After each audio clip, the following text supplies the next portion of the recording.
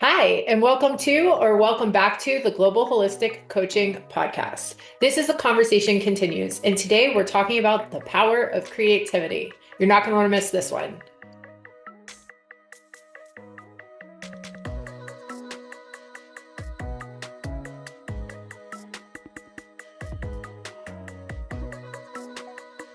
Okay, so one of my favorite topics to talk about, and I know I say this a lot, is how creativity can be used not only in the mental health space, but also in the physical space and helping clients feel better in their bodies, and looking at the research combining creativity on things like trauma, anxiety, depression in the brain, how we can use creativity to treat that, but also a lot of people don't realize that there's a lot of promising research on how we can use creativity to help slow things like Parkinson's and dementia and Alzheimer's, right? So there's a lot of reasons to talk about this. And some of you out there know that I teach a dance class at the local rec center. I keep it really affordable, and I teach a couple of different kinds of dance classes. And I was saying this week, we do a kind of like a little bit of group work at the end. So it's therapy and dance. I was saying that dance is such a powerful expression of creativity and how our ancestors have been moving and using music to share their stories and their traumatic events, right? For thousands of years. This has been part of the human experience. And that led to this really cool conversation about how, as a society in the United States, we don't use music and dance anymore to communicate or to process, or to maybe share our stories as much as probably we should. And then maybe that has led to the uptick in mental health issues. So that led to this whole, kind of thinking about maybe we should be talking about this. But before we really jump into it, if you're out there listening and going, oh, great, I'm not a creative person, I don't dance, I don't make music, I don't draw, it's not necessarily the traditional activities you would assume create that health benefit in the body. There's a lot of other more day-to-day ways to create. And remember, creativity has been a part of human expression throughout time, right? When we build cathedrals, when we build roads, when we problem solve, that's creativity. Science can be creativity, right? It starts with imagination, and it starts with an idea, and then we go and we prove it. So creativity is, I feel like, connected in a lot of the different fields that we might explore in the lifespan without us necessarily thinking about it. Mm. I'm really glad you said that because I find for myself personally, when I get to stir up my creative energy, what that looks like or how that shows up for me can be changing my furniture around in Right. in the room, which maybe you're noticing in my background I just did recently. And, sometimes it might be a remodeling project. Now, a Right. lot of people don't like to do any kind of remodel projects and may cringe at the word. But for me, that is something that really stirs up my creative energy. I find it fun. And I Mm. also notice a shift in my mood. Whenever I get involved with some kind of, home project. I could paint a wall or, by the way, gardening too, for me, stirs up a lot of creative energy. But I noticed the shift in my mood. And it's not just while I'm, being creative or while I'm having the opportunity to put my mind, 100% focused into what I'm doing. But I notice it has a rippling effect on like the next several days. And I also notice the opposite when I haven't been creative, if there's nothing I've been doing for a while, I can notice a low. And so, yeah, there's a strong connection here with, the ability to move that energy and how it affects our other emotions, moods, relationships. I'm glad we're talking about this today. Absolutely. And I'm glad you mentioned things like, I was hearing like feng shui and designer elements. And, creating in a space. I'm also thinking about cooking, the culinary arts, creating a meal for your family. There's so many ways to express. And as I was listening to you talk, I was thinking about how, I think of creativity or passion as this kind of internal meter. And for myself, like I have to get so much creativity out every week to feel my personal best. And I think it's true for all of us, right? And maybe you're somebody who builds furniture, maybe you're a plumber and you fix things. That's creativity. That's using your brain to take something internally and bring it to the external world to make your environment a little bit better, a little bit more colorful, right? And I had made a list earlier about benefits that I could think of to creativity for your physical and mental health. And so I just want to read a couple of them. Practicing creativity and activities, some of them which might be obvious, some not, like maybe some designer elements, can actually create neuroplasticity in the brain. So it makes the brain more malleable and able to be more resilient and problem solve. It enhances cognitive function. So this is the piece that is really important for children, but also for aging adults, because it strengthens different parts of the brain to help with executive function. It helps with memory. And there was a study, and I will actually link this discussion in the post below, because a couple of years ago I did I listened to a little class series from Harvard, and they were talking about over 3,000 studies on how creativity can help the brain. And what they found is that it really, really, really practicing creativity, and especially things like dance class, can help prevent dementia.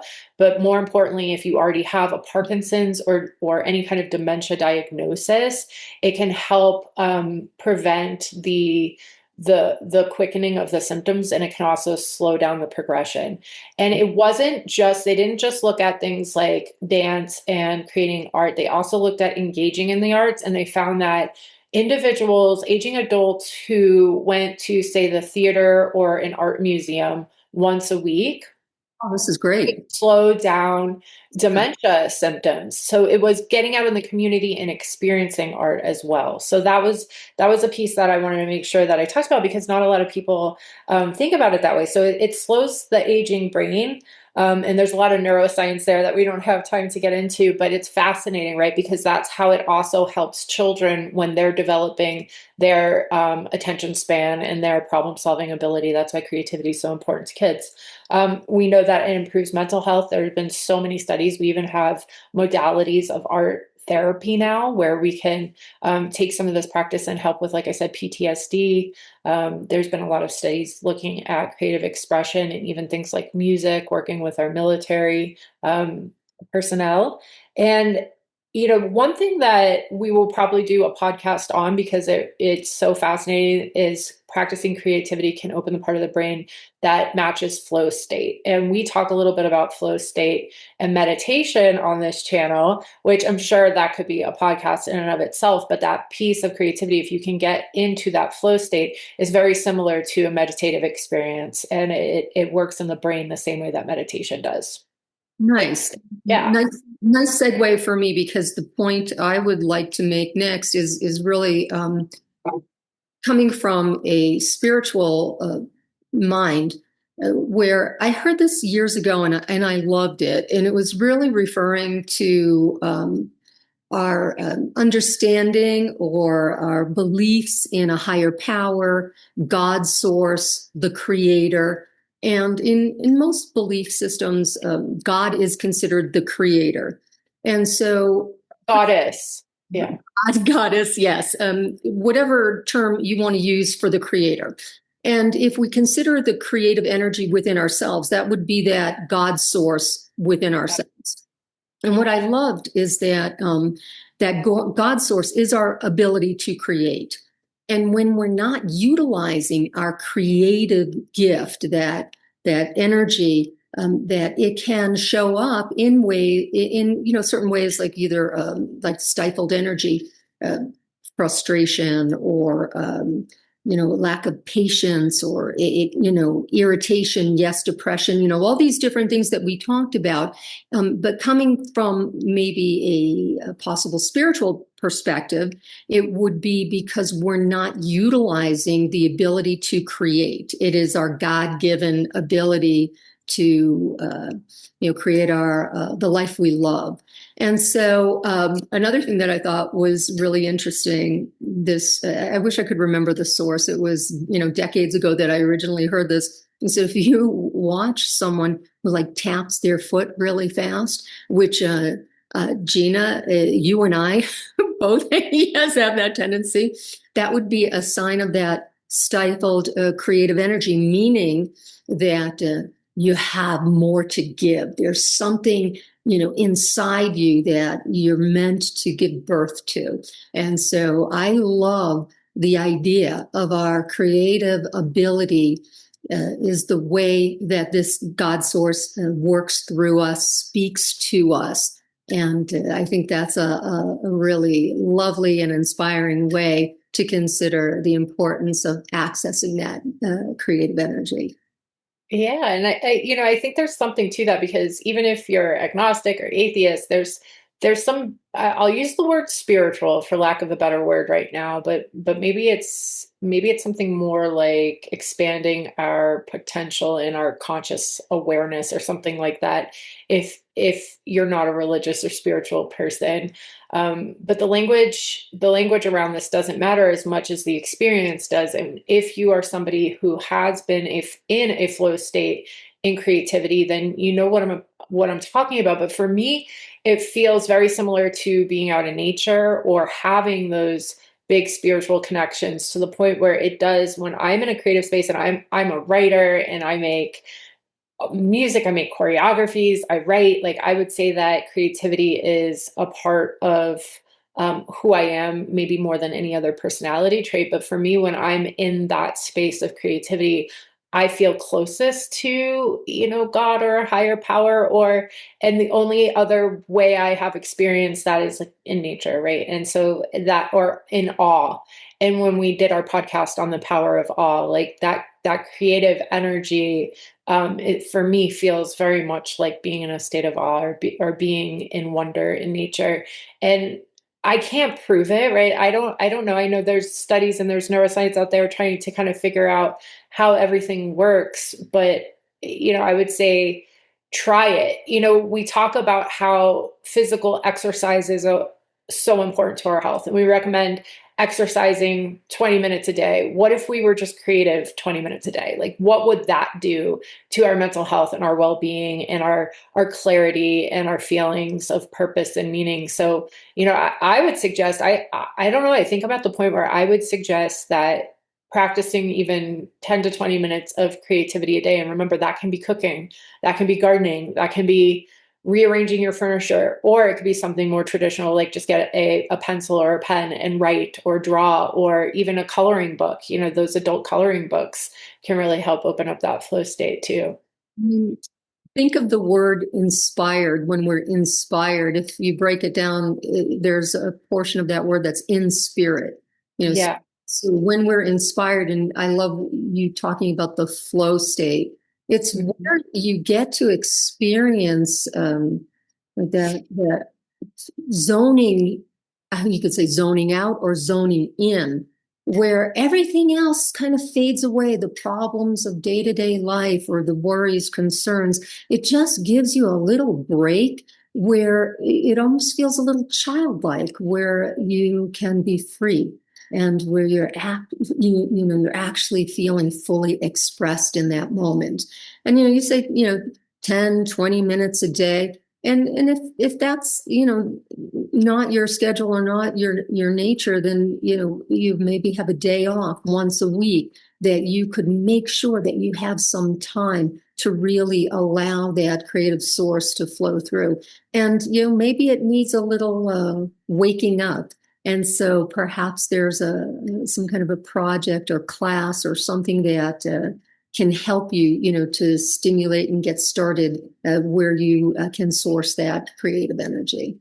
And even something like just playing music and dancing around the kitchen with your family And Yeah. that's why I say, like, you can do this every day. This is not something where you have to be afraid of. This should be incorporated in our everyday. This is ancestral. This is part of our DNA, movement and color and fantasy and inspiration. This is our birthright. And so, I want to say that, like, don't overthink it.